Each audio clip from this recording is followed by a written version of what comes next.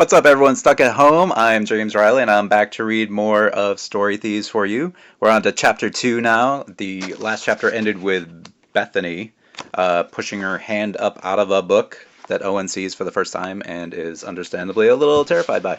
So, the last chapter was from Owen's perspective. This one is from Bethany's, so we're going to start out seeing where her story comes from. So, chapter 2, Story Thieves. As Bethany slowly pulled herself out of Charlie and the Chocolate Factory by her chocolate-covered hands, she sighed. Why had she stayed so long? She was beyond late now. It had just been incredibly relaxing to sit hidden behind the chocolate river, watching the Oompa Loompas work and not being yelled at by Mr. Barberry or her mom. Her head popped out of the book, and suddenly she worried a lot less about being late and a lot more about Owen, a brown-haired, ordinary-looking boy from her class, who was staring at her like his eyes were going to explode. Bethany? Owen croaked, his voice almost too quiet to hear. Wow, that was a pretty good croak. Owen, she said, cringing, and quickly pulled herself the rest of the way out of the book, then kicked it closed. You were in the book? He said, glancing between her and the still chocolatey book. Oh, don't be stupid, Bethany told him, forcing a fake laugh. Ha ha ha. You just didn't see me. I was back here the whole time reading. Owen shook his head. I had the book in my hand, he said, pointing at it on the floor. It started jumping around, and you came right out of it. I saw you. That's crazy, Bethany said, picking the book up and showing it to him. How could I have been inside a book? They're made of paper. See, they are. She dropped the book to her side and snorted. You've been reading too many books yourself. Owen started to say something, and then his gaze dropped to her side, and he began to make odd, squeaking noises. Bethany glanced in the same direction and groaned as she saw her thumb sticking right into the book's pages. Okay, that really didn't help her case. Ugh.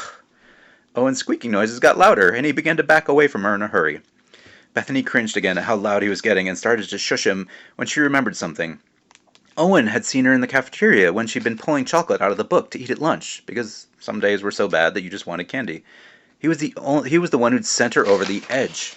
After her mother being upset that morning, after the long, horrible day of Mr. Barberry going on and on about fractions, then yelling at her, after being forced to sit in class when she could have been searching in Prydain or Oz or Wonderland instead, Owen almost catching her at lunch had been the last straw. That had just been it. She was done with school, her teachers, her mother, everything. She walked out of the cafeteria, resolving to spend the rest of the day in the fictional world, so over things that she couldn't even wait to get somewhere safe before jumping right into the book. She might get a detention, yeah, but she'd gotten it before, and her mother never found out, since her mom got home from work so late. As long as Bethany was home before her mom, she'd be fine. Except she wasn't home, and now Owen had seen her jumping out of a book. This had gone way too far. Owen, Bethany said, grabbing him by the shirt and pushing him back into the children's section.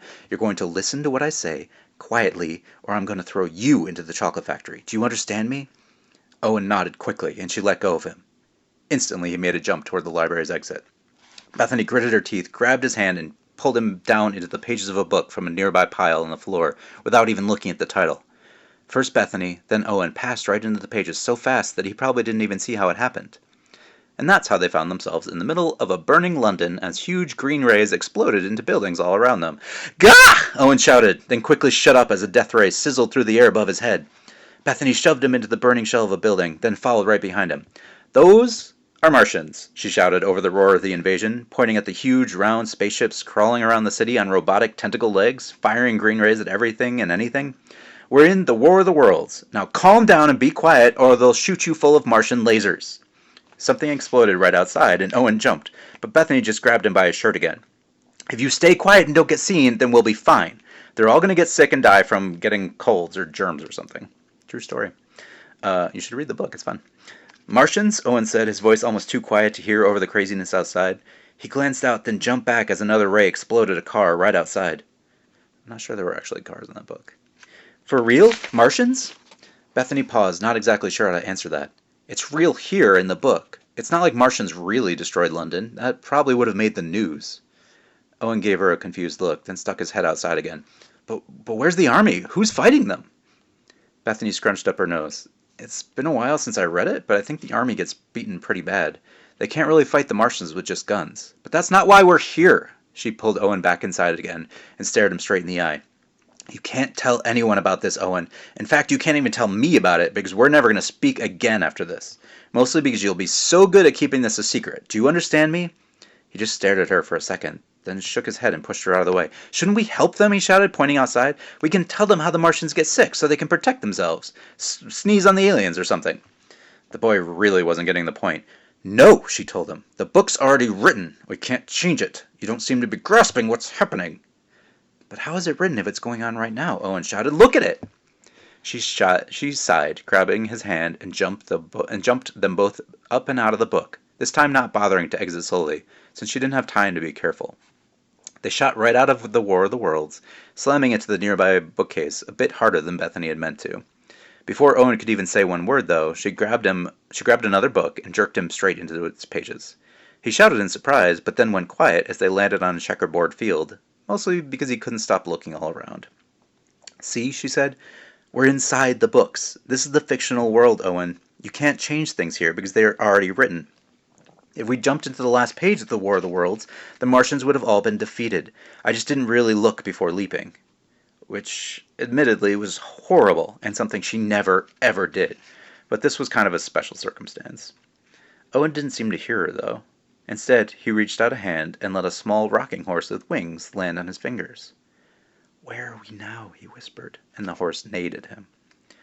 "Wonderland," she told him. "Well, through the looking glass. I think that's still Wonderland, but I was never really sure how that worked." "Wonderland? As in Alice?" he asked her as a bread and butterfly landed in his hair. "She's probably on her way to the nameless woods around this page," Bethany told him.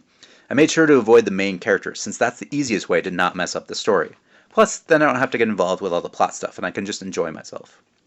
He turned back to her, various impossible insects hovering all around him. "Please tell me this isn't a dream. I know it has to be. I must be asleep at the front desk, but please let it not be a dream." She reached out and pinched him as hard as she could, letting out some of her annoyance. He gasped and yanked his arm away, then gave her a dirty look. "You could have just said no." If you've read Half Upon a Time or listened to me just read from Chapter 2, you will see that pinching people to see if they're awake keeps coming back up in my books. Bethany shrugged. "So remember what we were just talking about? How we're never going to speak of this again?" "How can you do this?" he asked her. How can you just jump into books? They're words on paper." She sighed. "They are, but right now so are you. If you can be quiet, I'll show you what I do. But no shouting or anything this time, okay?" He nodded, and she grabbed his arm, and again jumped them both right out of the book into the library, just a bit more gently this time. She let go of his arm, held up her hand for him to see, then slowly pushed it through the looking glass. As her fingers touched the page, just like that, they melted and reformed, becoming various words like knuckles and fingernail and thumb, all describing whatever part they'd been. Those words then spread over the page like brownie batter, absorbing right into the book. Finally, she just shoved her arm in up to the shoulder. I can't really do that. "I'm wriggling my fingers at you right now in Wonderland," she told him. Owen laughed oddly, then made a weird face and fell backwards to the floor unconscious. Bethany sighed, shaking her head. "Alien invasions and rocking horseflies are fine, but this you faint at?" So that's Chapter 2. A lot of this is still set up, so I can't really comment on a lot of it, but this is where we're kind of seeing what Bethany can do and hopefully hinting at some stuff to come. I'll have more commentary as the book goes because we'll get into more interesting things. Right now you just have to figure out what Bethany's powers are and how she can do them, and you won't learn all that just yet, but soon. So I hope you had fun with that, and look for Chapter 3 soon, in a few days. Thanks so much.